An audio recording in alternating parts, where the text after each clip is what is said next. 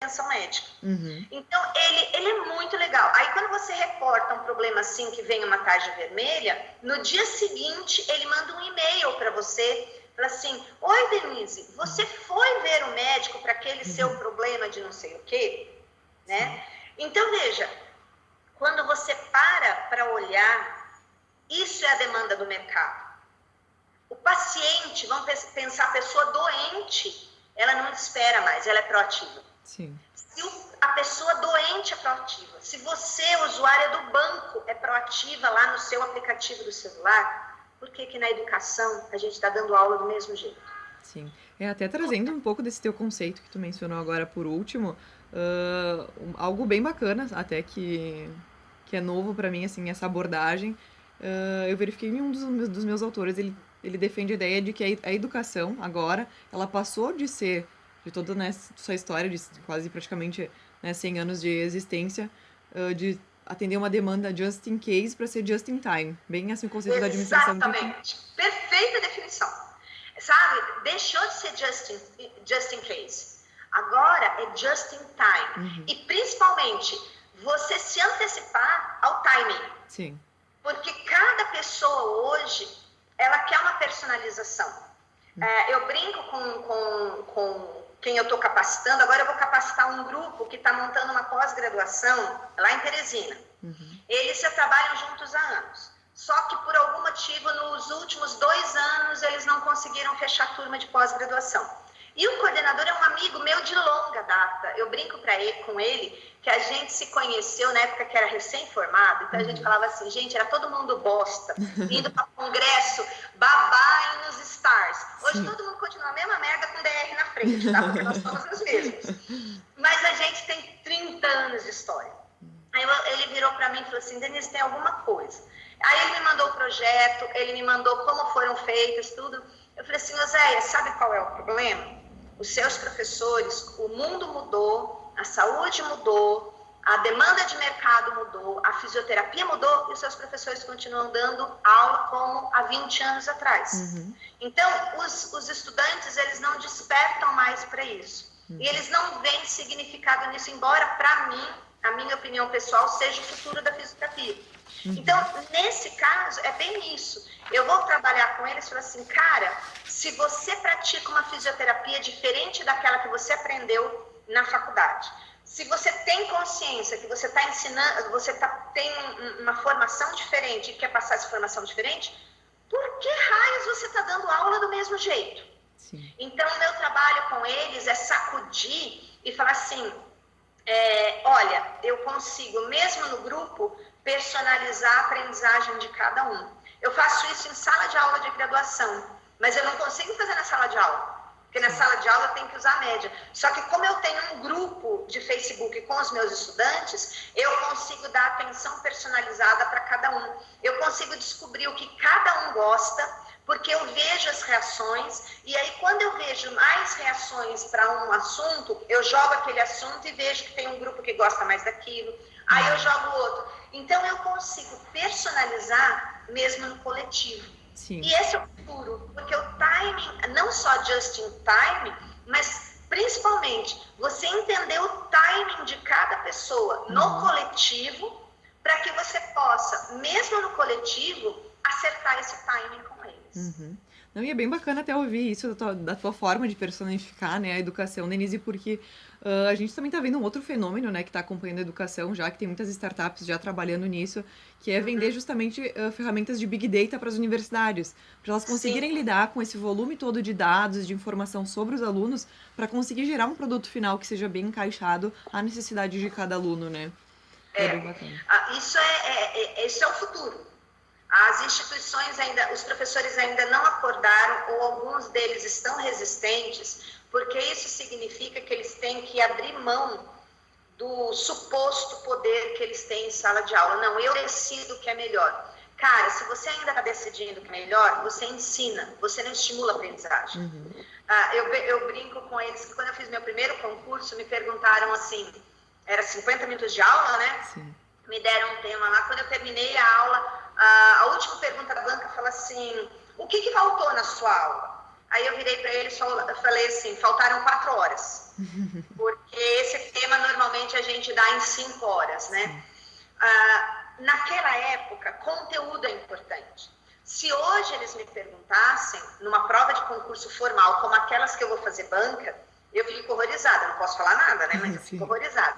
Se alguém me fizesse essa pergunta hoje, eu ia falar assim, faltaram meios de expandir a sala de aula e eu entender quais são as dificuldades dos estudantes em relação a esse conteúdo e oferecer para eles estratégias que deem significado desse conteúdo para a vida deles, para o que eles estão aprendendo. Então, essas diferenças, né? Você migrar do ensinar para o aprender. Você migrar a minha melhor aula, ela sempre vai ser aquela que os estudantes aprendem mais. E isso já teve uma época que a minha melhor aula era aquela que eu achava que os slides estavam mais bonitos, que tinha os dados que eu tinha produzido no doutorado, ou aqueles dados que eu tinha acompanhado numa pesquisa lá, sei lá, na Europa, nos Estados Unidos. Não é mais assim hoje. Não é assim que a roda gira hoje. E isso daí, a gente está perdendo muito tempo, já tem muita instituição no mundo, através dos seus próprios departamentos de engenharia, de teleinformática, computacional, engenharia computacional, criando mecanismos de inteligência analítica para cruzar big data, para criar autoanálise sobre a performance dos estudantes para poder dar devolutivas, né? E comercialmente você vê isso no como é que chama? Smart Lab, que é um produto da... Cara, agora me esqueci, acho que é da Fundação Telefônica, da Fundação Lehman, alguma coisa assim. Eles vendem para as instituições particulares e tem instituições públicas que eles classificam e montam gratuitamente para os estudantes, né? Mas é basicamente isso. Bacana.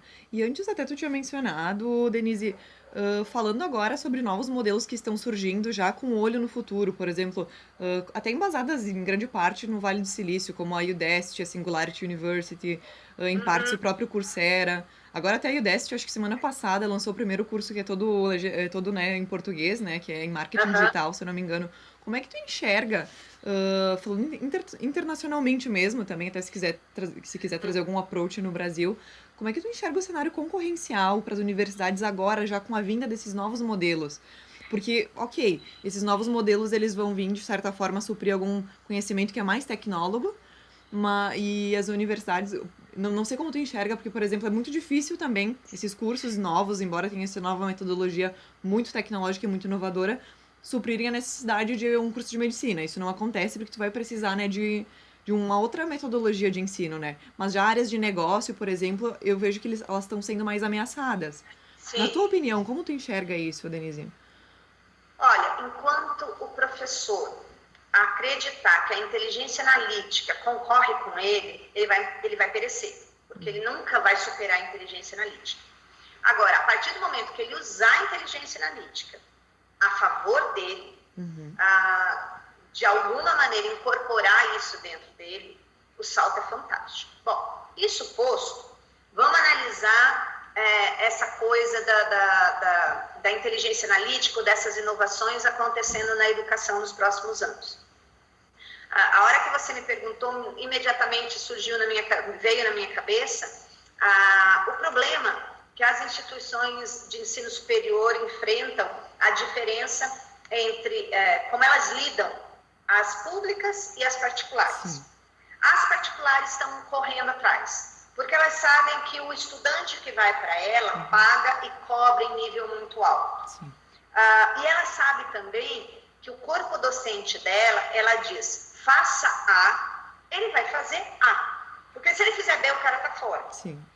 Nas instituições públicas, o processo é bem complicado. Por exemplo, eu estou aqui na Universidade Federal do Ceará, eu estou num instituto, e dentro do meu instituto é muito engraçado, porque desde que eu cheguei aqui na colaboração técnica, eu sou professora estranha. Tá? Eu sou aquela professora que os alunos falam o tempo todo. Né? Eu tenho atividades, por exemplo, eu espalho QR Codes pelo instituto e falo para os meus estudantes, olha, tem um QR Code que tem cada QR Code remete para uma coisa. Então, por exemplo, eu tenho o blog e nos meus textos do blog quando eu vou dar uma aula, então eu sempre lembro de algum texto que eu já escrevi, eu volto naquele texto no WordPress, dou uma atualizada e ponho uma pergunta embutida no meio, tá? E aí, todos eles têm link com alguma coisa que tem no meu conteúdo programático. Quando eu chego naquele ponto, eu espalho o QR Code, sei lá, pelo instituto e mando eles procurarem. Aí, o que acontece? Quando os outros alunos veem, os meus estudantes fazendo isso, eles também vão lá tentar saber o que é. E eu, sem querer, converso com todo mundo. Através dos textos, eu converso com eles. Através das perguntas que eu embuti ali, eu chego neles. Então, eu passei 8 meses afastada em licença médica, porque eu operei a coluna, e quando eu voltei à aula, na segunda semana de aula, a coordenadora pedagógica cruzou por mim e falou assim, a gente sabe que a Denise voltou da aula. O que aconteceu, Eleni? Já tem aluno por tudo que é lugar, já tem aluno aqui querendo fazer matrícula na tua disciplina, eu já tenho aluno perguntando cadê os QR Codes, cadê os não sei o quê. Então, isso se tornou histórico, mas eu sou uma ilha. Porque os outros professores têm um certo, vamos dizer assim, um ego muito grande e um orgulho muito grande, muito difícil de ser quebrado, de falar assim, Denise, como eu faço isso? Sim. O máximo que alguém já chegou para mim perguntar é, que livro que eu leio para fazer o que você faz? Eu falei assim, se eu te contar que não está escrito em livro nenhum?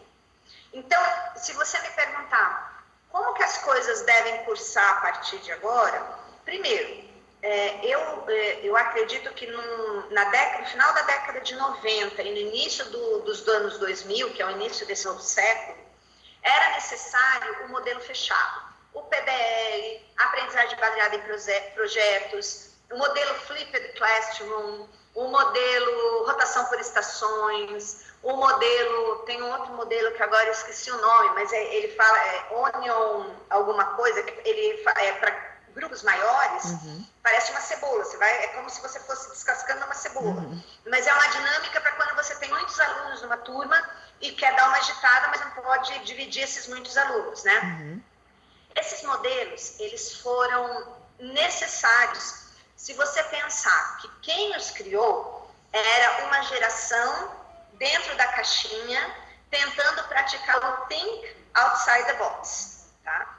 No fundo, eles criaram novas caixinhas. Modelos fechados, para mim, são caixinhas. O que eu aprendo com eles? Eu ensino meus alunos assim, o que você aprende com o que você vê? Eu aprendo isso, ótimo. Então, agora, no próximo passo, você vai ver o contexto e vai ver, eu aprendi aqui, eu aprendi ali, eu aprendi lá. Disso tudo, o que me serve? Então, por exemplo, eu uso rotação por estações para pegar prova. Eu uso sala de aula invertida para fazer desafios, tá? Muitas vezes fazer desafios. Eu uso parte do PBL, parte da metodologia do PBL, avaliação interpares, para algumas avaliações que eu faço. Então, eu acho que o futuro não são os métodos. O futuro é você conhecer, você enquanto professor e depois enquanto estudante, você conhecer novas maneiras de fazer avaliações mais compatíveis com a realidade. Quais são as competências, as habilidades e as atitudes que eu tenho que formar? Onde isso se vincula com a diretriz curricular daquele curso. E, a partir daí, dentro do programa que eu tenho que desenvolver na minha sala de aula, o que eu posso usar? Essa semana, minha turma de Educação, Tecnologia e Saúde vai fazer avaliação. Então, é uma turma na Educação Física que é assim, vem alunos de todos os semestres, não é de um semestre só. Ela é uma disciplina optativa e quando eu ponho ela à disposição no meu nome, ela lota, sempre. Né? É muito engraçado. Às vezes começa a disciplina e vem o coordenador, Denise, eu tenho mais 3 matrículas lá porque descobriram que é você que está dando a disciplina. Então, para mim isso é gostoso, porque a proposta é essa, é quebrar paradigma. Então, nessa avaliação, eu falo, professora, como é que vai ser a prova? Aquela coisa, né? Falei, bom, vocês podem consultar a internet, consultar material, trazer computador, trazer celular, olhar no Google, pode fazer o que vocês quiserem. Mas como? Os slides que eu dei, tudo.